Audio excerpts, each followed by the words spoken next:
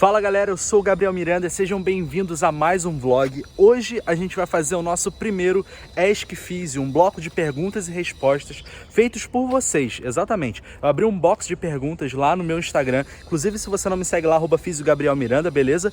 E hoje eu vou trazer aqui pro canal do YouTube as respostas dessas perguntas sobre faculdade, mercado de trabalho e também sobre demais temas relacionados à fisioterapia. Então fica comigo até o final desse vídeo que eu tenho certeza que eu posso te ajudar. A primeira pergunta veio do Antônio Vinícius e ele quer saber se mesmo na faculdade é possível que o estudante de fisioterapia realize pequenos atendimentos caso ele já tenha feito algum tipo de curso, de extensão, enfim.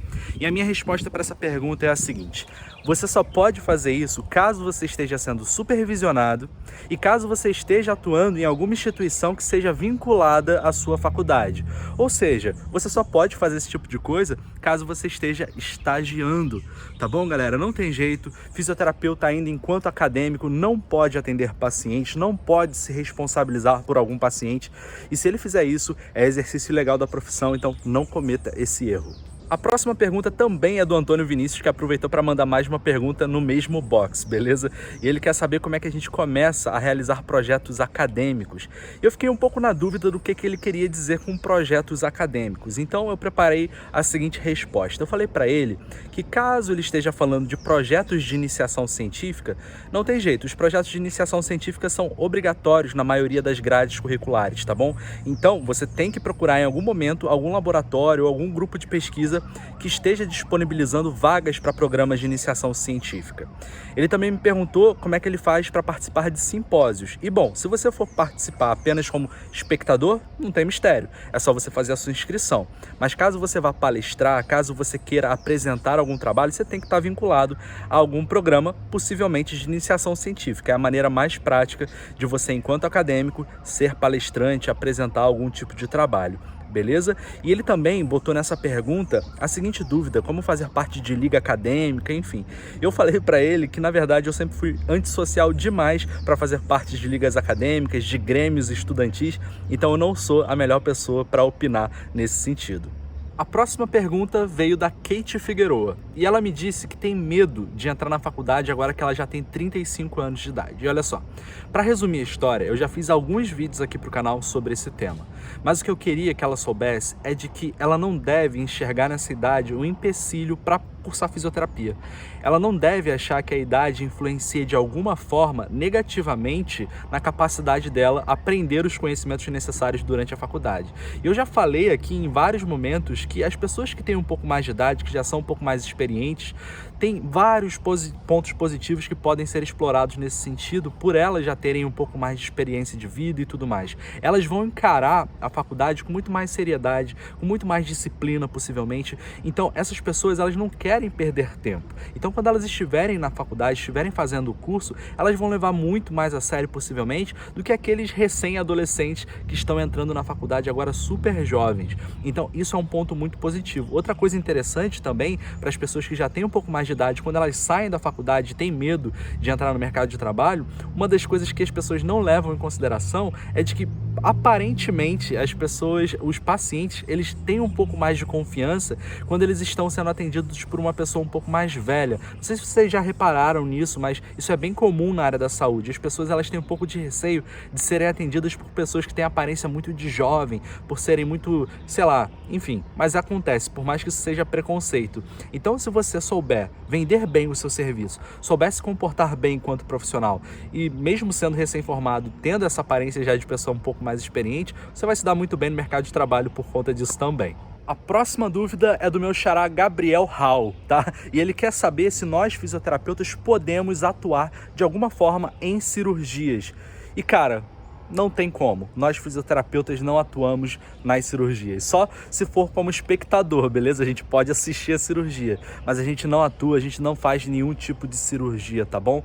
Inclusive, eu conheço alguns fisioterapeutas que têm cursos de instrumentador cirúrgico, mas é um curso paralelo, não tem nada a ver com a fisioterapia, não é porque ele é fisioterapeuta que ele pode fazer esse curso, qualquer pessoa pode ser instrumentadora cirúrgica, caso ela faça a formação de instrumentadora, beleza? A próxima próxima pergunta veio do Romero Washington e ele quer saber se fisioterapeutas que cobram abaixo da nossa tabela referencial, se esses fisioterapeutas eles podem ser punidos e perder a carteirinha profissional. E a minha resposta é a seguinte, tá? Eu nunca vi isso acontecer, mas é claro que se você cobra muito abaixo do nosso referencial, você pode ser denunciado por competição desleal, beleza? Concorrência desleal, na verdade. E é claro que a gente tem uma regulamentação que diz que caso nós estejamos executando ou cumprindo algum tipo de conduta que não seja regular, a gente vai ser punido. E as punições, elas vão aumentando de acordo com o contexto, de acordo com a gravidade da sua irregularidade. Então você pode receber uma multa, enfim, caso isso seja uma recorrência, você pode vir a perder sim a sua carteirinha, o seu direito de atuar enquanto fisioterapeuta. Mas isso é uma coisa que não é muito comum de acontecer, isso seria caracterizado por uma recorrência muito grave, muito grande sobre esse ato de cobrar abaixo, sobre fazer uma concorrência desleal. E eu acabei de me dar muito mal porque começou a chover, então eu vou responder esse box de perguntas agora embaixo de chuva mesmo, porque até eu chegar no meu carro eu vou estar todo ensopado. A próxima pergunta vem da Jéssica Firmino e ela quer saber se tem algum tipo de problema em abreviar o seu nome no seu carimbo profissional. E a minha resposta para essa pergunta é de que não tem nenhum grande problema em fazer isso, principalmente se você tem um nome muito grande, não faz sentido você botar o seu nome todinho ali no seu carimbo profissional. O que é importante é que você tenha o seu nome e o seu sobrenome, pelo menos um dos seus sobrenomes escritos por extenso, e obviamente você tem que ter no seu carimbo também o número do seu registro profissional, beleza? E a próxima dúvida vem do Dudu e ele quer saber se é possível ganhar bem enquanto fisioterapeuta. E o que eu quero que vocês saibam sobre isso é de que sim, dá para ganhar muito bem. Eu e outros vários profissionais, fisioterapeutas próximos e até mesmo outros profissionais que produzem conteúdo aqui para a internet, lá no Instagram, enfim. Nós temos salários muito bons, salários que são acima dos 5 dígitos, então mais de 10 mil reais é o que eu quero dizer, beleza? Acontece, galera, que uma das coisas que vocês não escutam muito as pessoas falando a respeito é de como lidar com esse tipo de remuneração. Porque quando você tem uma remuneração tão grande quanto essa, às vezes você começa a ter um pouco de dificuldade em lidar com essa quantidade toda de dinheiro. E aí é bem comum a gente ver profissionais que têm um salário muito bacana, mas que acabam vivendo endividados ou que não têm uma educação financeira própria para lidar com esse tipo de remuneração, beleza? E aí acabam também atuando de maneira que tem custos trabalhísticos muito altos, e aí você tem um salário bom, mas tem custos também muito altos, e aí fica elas por elas. Enfim, então a dica que eu quero dar para vocês sobre isso é a seguinte: por mais que nós possamos ter um salário muito bom, vocês precisam saber lidar com o dinheiro. Educação financeira e educação logística profissional é muito importante na fisioterapia. A Maria Raíssa está na dúvida de qual curso escolher quando ela for entrar para a faculdade, tá? E o que eu digo normalmente para essas pessoas é o seguinte, tá? Principalmente quando elas têm algum tipo de dúvida relacionada à fisioterapia. Vocês precisam, galera, entender como funciona a jornada de trabalho dos profissionais das áreas que você tem algum tipo de interesse, como, por exemplo, a fisioterapia. Vocês têm que procurar entender como esse fisioterapeuta trabalha, qual é a jornada de trabalho, qual é a carga horária semanal dessa jornada de trabalho, porque isso vai dizer muito respeito se condiz mais ou menos com o que você tem de expectativa para a sua vida profissional, entendeu? Eu sempre dou o exemplo aqui dos fisioterapeutas que trabalham em unidades hospitalares, unidades de terapia intensiva, que têm rotinas assim muito puxadas. Trabalham fazendo plantões, não tem feriado, não tem final de semana, não tem data comemorativa, tem que estar dando plantão. Então, vale a pena você avaliar se isso conversa com o seu objetivo de vida, tá bom? Então, analise a jornada de trabalho do profissional que você pensa em seguir a área, beleza? A Vani Focada é uma seguidora que já me acompanha há um certo tempo e, se eu não me engano, ela tem 56 anos e entrou para a faculdade de fisioterapia tem pouco tempo. E ela está aqui falando que biofísica e bioquímica estão sendo um desafio para ela e que tá difícil de se tornar aquela vovó da físio. E aí o que eu digo para ela, galera? Se liga só. Essas disciplinas, elas são complexas, elas são desafiadoras independente da sua idade.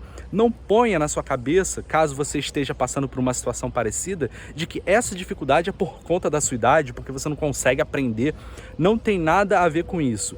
Então, explora os pontos positivos que eu já contei para vocês, de que as pessoas que têm um pouco mais de idade têm, para que você dê uma aula aí para essa molecada de como se comportar portar, de como ter disciplina, de como estudar, e aí, obviamente, você vai sair muito bem nessas disciplinas. O Daniel Lopes, ele quer saber se eu indico algum tipo de curso para quem ainda está na graduação.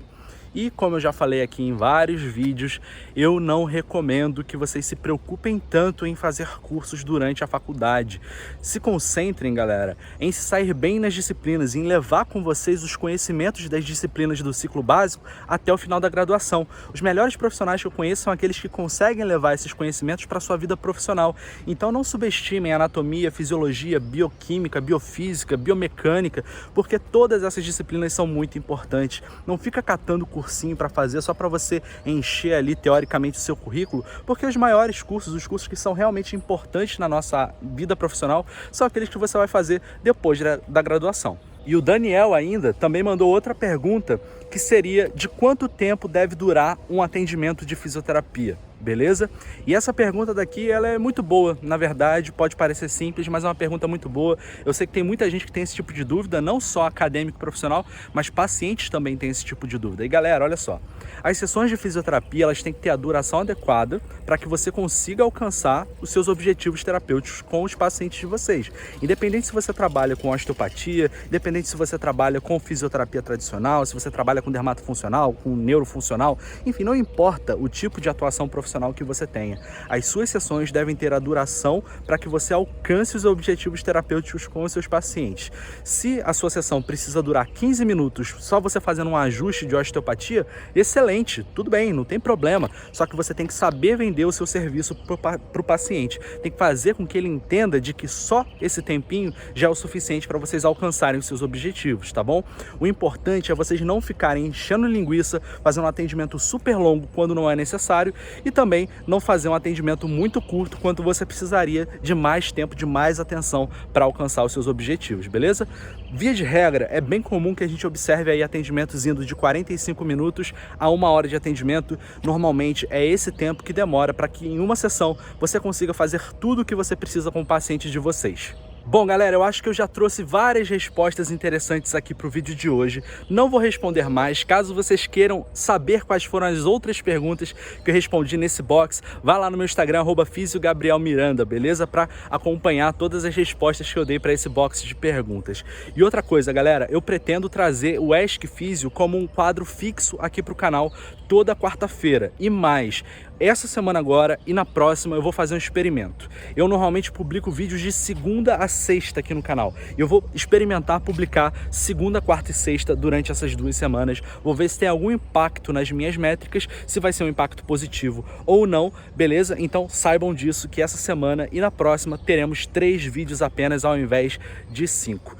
Combinado? Mas eu convido vocês a participarem do meu grupo secreto do Telegram, link na descrição. Lá eu compartilho diariamente com vocês dicas e recomendações super interessantes sobre fisioterapia para acadêmicos e profissionais. Me segue lá no Instagram e, galera, se vocês não se inscreveram ainda aqui no canal, se inscrevam agora e também dê um like para fazer com que esse conteúdo ele alcance mais pessoas que precisam receber esse tipo de mensagem. Combinado? Então é isso, galera. Esse foi o Ask Physio. Por hoje eu vou ficando por aqui. Eu sou o Gabriel Miranda. Um forte abraço e até o próximo vídeo. Tchau, tchau.